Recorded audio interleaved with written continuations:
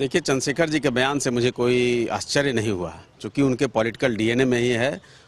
राष्ट्रीय जनता दल का जो कुनबा है, लालू प्रसाद जी का जो पॉलिटिकल घेरा है, जो वहाँ गुंडों की जमात है, वो यही कराते रहे। 90 से लेकर आज तक उन्होंने सबों को गालियां दिलवाने का।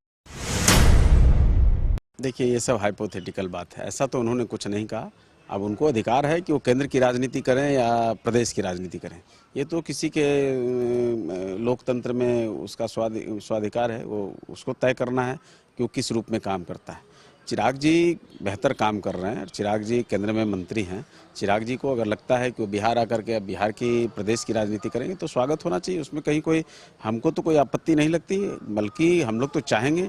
हाँ, उसमें है कि भाई हम लोगों का एनडीए के जो भी घटक दल हैं वो सब चाहते हैं कि जो जिस रूप में काम करें एनडीए मजबूत हो। 2025 से 30 फिर से नीतीश का हम लोग का जो नारा है और 225 इसको हम लोग फलीभूत करें, उसमें हर किसी का स्वागत है। कल मल्लिकार्जुन खड़गे बिहार के दौरे पर थे, बक्सर में रैली को संबोधित किया, लेकिन कुर्सियां भी खाली दिखी।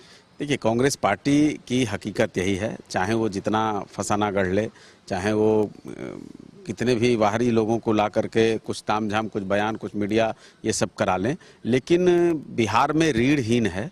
कांग्रेस के पास कोई अपनी शक्ति नहीं है। कांग्रेस पार्टी हमको लगता है कि पिछले 25 वर्षों से लालू प्रसाद यादव जी के गोद में खेल रही है। उसका खाना पीना, सोना ओढ़ना, बिछौना सब लालू प्रसाद जी के इर्द गिर्द ही चलता है। तो अपना कोई जनाधार नहीं है। कांग्रेस पार्टी कोशिश करती है बीच बीच में बयानों के माध्यम से, लेकिन फिर जाकर के लालू प्रसाद के यहाँ दंडवत हो जाती है। आपने देखा होगा कि कैसे राहुल गांधी आते हैं तो उनके यहाँ चले जाते हैं, और भी कोई अन्य नेता आते हैं तो उन्हीं के यहाँ जाकर दरबार लगाते हैं।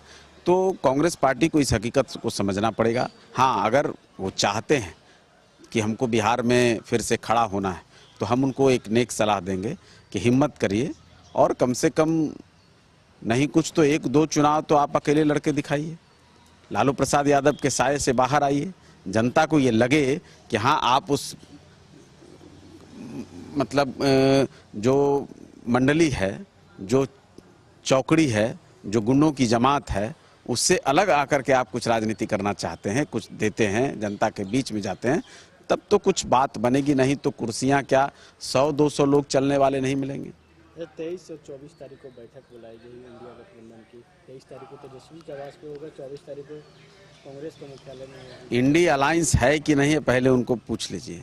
कहा कि वो लोग कहते हैं कि इंडिया अलायंस बना था केवल 24 के चुनाव के लिए, लोकसभा चुनाव के लिए, अब वो है नहीं। कभी महागठबंधन, कभी महागठबंधन, यही ये लोग करते रहते हैं। 23 को मीटिंग कर लें, 24 को मीटिंग कर लें, या 1 से लेके 30 तारीख तक लगातार मीटिंग कर लें, कुछ होने वाला नहीं है।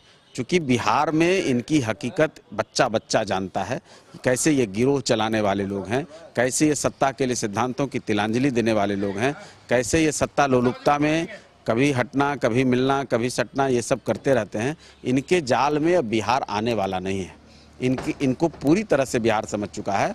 और जो बुलेट की रफ्तार से केंद्र की सरकार और बिहार की सरकार साझा रूप से जो बिहार के लिए काम कर रही है, हम उसको और गति कैसे दे सकें, बिहारी इस पर सोचता है, बिहार के लोग इस पर सोचते हैं। इसलिए कोई उपाय नहीं है, कितनी भी बैठकें कर लें, बिहार में आएंगे नीतीश ही। 2025 में 225 सीटों के साथ एनडीए बड़ी बहुमत के साथ वापसी करेगा। हम पार्टी की कितनी सीटों पर दावेदारी रहेगी? कभी 20, कभी 30, कभी 40 की दावेदारी मांझी भी चलते रहते हैं। देखिए, मांझी जी ने कभी कहीं दावेदारी नहीं जताई है। हम अपने कार्यकर्ताओं के बीच में जब जाते हैं तो जो तैयारी लगती है उस हिसाब से बात करते हैं। हमारी मुकम्मल तैयारी निश्चित तौर पे हमारे नेता ने कई बार कहा है, 40 सीटों पर हिंदुस्तानी आवाम मोर्चा की मजबूत तैयारी है और मजबूत घोड़े हैं। बाकी रहा सवाल चुनाव लड़ने का, तो ये सब तो अंतिम समय में तय होता है। जिस पार्टी की जहां जितनी ज़्यादा मजबूती लगेगी वो वहां चुनाव लड़ेगा। हम लोग एनडीए को कैसे मजबूत करें, 243 सीटों पर हमारी तैयारी रहती है। 243 सीटों पर हम पार्टी काम करते रहती है। जहां हम चुनाव लड़ेंगे हम लड़ेंगे, जहां हम नहीं लड़ेंगे हमारे सहयोगी लड़ेंगे, हम उनको सहयोग करेंगे। हम 20 पर लड़ेंगे कि 30 पर लड़ेंगे कि 40 पर लड़ेंगे, ये अभी आने वाले समय में तय हो जाए। गोल जहां 27 वर्षों के सफर में 17,000 से भी अधिक छात्रों ने डॉक्टर एवं इंजीनियर बनकर भरे सफलता की ऊंची उड़ान, जहां साधारण छात्र भी असाधारण सफलता प्राप्त कर बना रहे इतिहास। दूरदर्शी शिक्षाविद श्री विपिन सिंह के मार्गदर्शन में मेडिकल एवं इंजीनियरिंग के लाखों छात्रों के लिए आशा की किरण के रूप में बोल्ड रिजल्ट फैक्ट्री।